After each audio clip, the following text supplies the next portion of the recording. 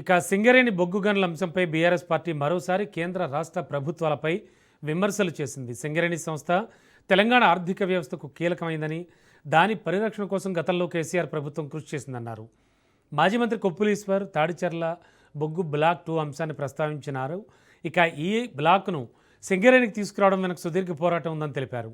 BJP, Congress పార్టీలు సింగరేణికి కొత్తగా ఏదో చేసినట్లుగా ప్రచారం చేసుకోవడం సరికాదని విమర్శించారు. బ్లాక్ ఇది వేలం వేసిన జాబితాలో ఉన్నదా? వేలం వేసిన జాబితాలో లేకుండానే మరి మీరు ఈరోజు కొత్తగా ఏదో కేటాయింపు చేసినట్టుగా బిల్డప్లు ఇచ్చుకోవడం అనేటువంటిది ఇది సరైనటువంటిది కాదు. ఎన్నడూ కూడా మీరు సింగరేణి సంస్థ మనుగడ కోసం మాట్లాడలే.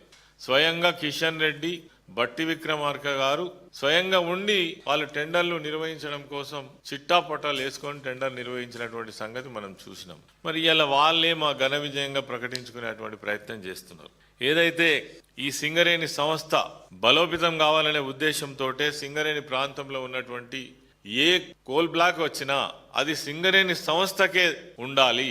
ఎందుకు అంటే ఇది ప్రభుత్వ రంగ సంస్థ, కేంద్ర రాష్ట్ర ప్రభుత్వాల ఆధీనంలో జరుగుతున్నటువంటి సంస్థ కాబట్టి ఈ సంస్థ బలోపేతం కావడం వల్ల ప్రభుత్వ రంగ సంస్థ బలోపేతమైంది అనేటువంటిది ఆనాడు కేసీఆర్ గారి యొక్క ఆలోచన. తెలంగాణ ప్రాంత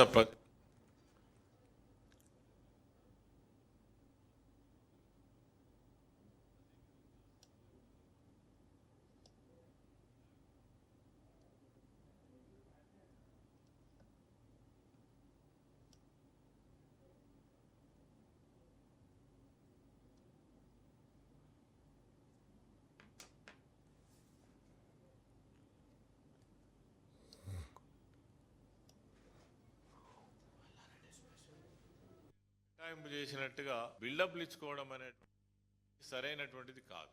ఎన్నడూ